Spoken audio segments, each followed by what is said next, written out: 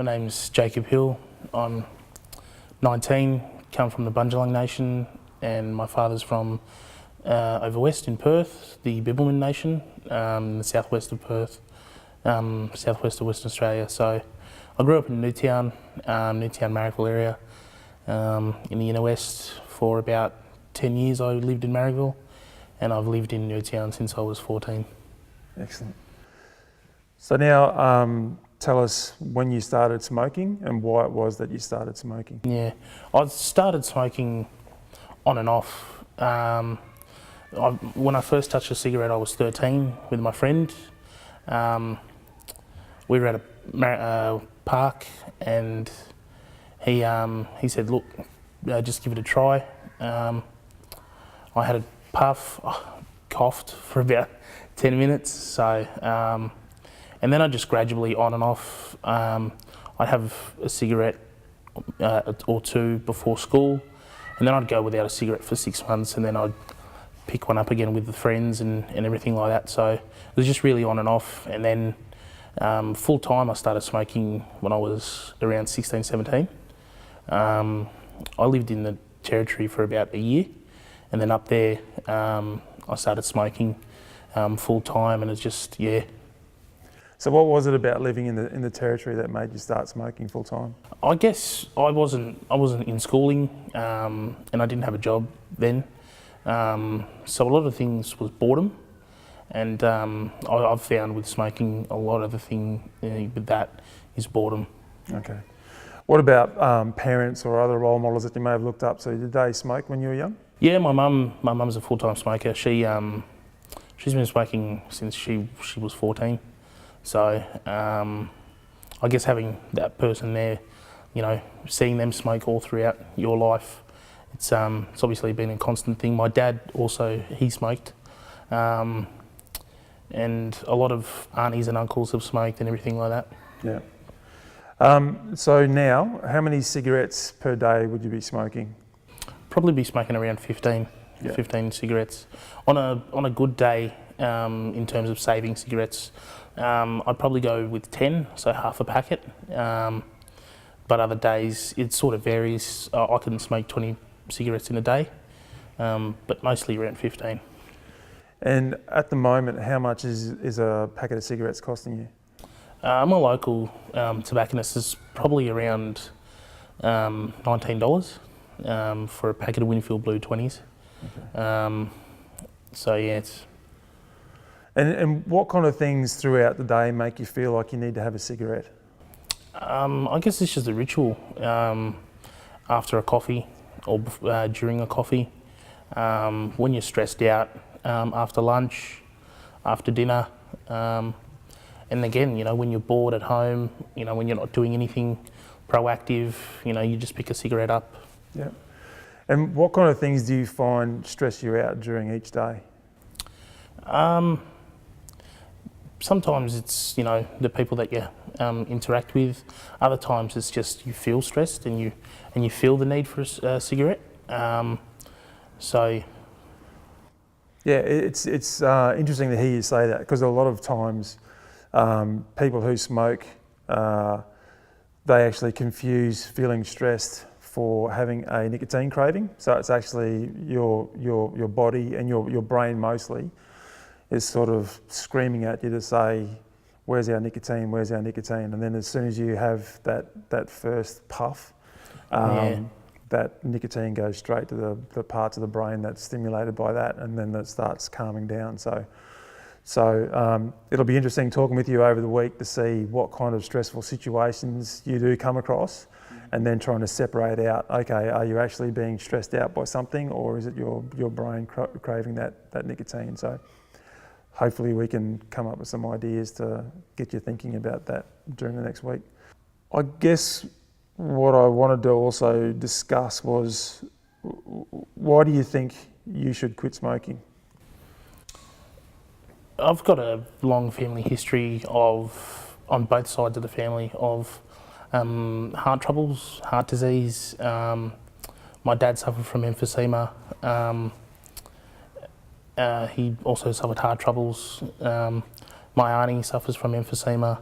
My grandmother on my mother's side went through a triple bypass heart surgery to do with smoking. So it's, you know, it's prevalent there in both sides of the family. So, you know, having that added, you know, I guess stress on my lungs and my heart, yeah, it's just, you know, I really do want to quit. So do you feel like you have a pretty good understanding of the link between long-term smoking and ending up with those kinds of chronic diseases? Yeah. Okay. And that's the path you definitely don't want to go down? No. Okay, cool. So what we'll do now is we'll go through the app that we've got. And as I said before, it's just some simple questions about your tobacco use. That question and that question, this question now, is the one that works out what kind of nicotine dependency your body has. Yeah. Results of this should come back to you. So you should get a PDF that says, I just did the TATU app and this is what I said. And then so that you can go back at a later date and see whether the information in here is now relevant for you or whether you've made changes. So it's just basically for your own records. So those last couple of questions, they're just if you want to put it up on Facebook that you've done the app and so that you're almost like outing yourself and saying that this is where I'm at with my smoking and I want to quit. Yeah. And so other people know. Okay. And then the other one about Quitline is if you want Quitline to call you back. So a lot of people, they do want to get help, but they want it to be sort of secret help. Yeah, and that's what, and Quitline will do that for them. You just, so with your details that are in there, if you wanted to be contacted by Quitline, you press that button, your details will go off to Quitline and then they'll call you back and then you can have that confidential discussion with them about support for actually quitting. Yeah. Cool. Yeah. Cool. Awesome.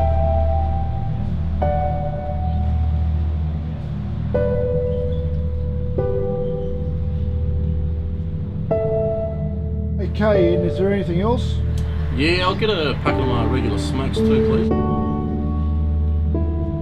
That's $23.20. Well, I've only got 22 bucks. $23.20. How much does smoking really cost you? Quit for yourself, quit for family, quit for life.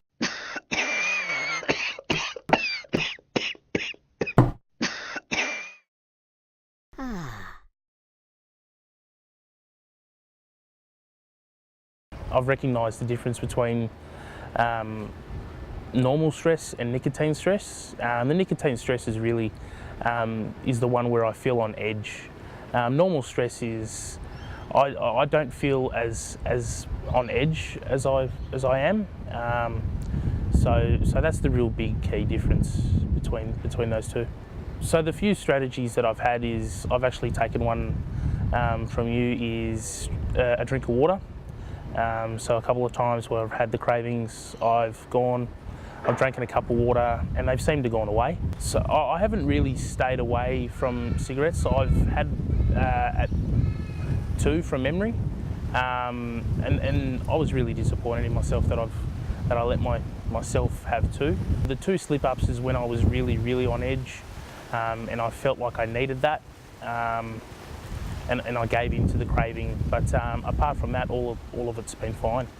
If I keep smoking, I've calculated it to be around $5,500. So that's a real big, that really hit home to me. I could spend it on something that I want to do now, which is travel. So yeah, I visited my local doctor. And I asked him about Champix, and the reason why I asked him was because my brother actually quit smoking through Champix. So I went to ask him about Champix and see what I can do, and he said yep. He got me onto the Champix, and it's now been 2 weeks since I've had my last cigarette. So what I've really learnt over this past couple of weeks was that it's really up to you to quit and to really dig down and make that choice. I've learnt to put in a plan for yourself, to have a drink of water when you crave, to first thing you get up is to put that patch on and to put in a routine to really quit smoking. If I do stick to my guns and have quit, I'd encourage a person to really quit. I'd tell them it's easy. You can do it. Now I'm starting to breathe a lot better. I'm starting to get my breathing all right. I'd usually walk up a flight of stairs and feel puffed out. Now it's all fine. I've coughed up all the bad stuff in the chest area and stuff like that. So it's really made a big difference on my health. One of the things that I really want to do is to stick it out until the end of the year. Hopefully at the end of Christmas, and then into the new year, and then I'm thinking by then I have fully gotten over it, and I'm going to be smoke free.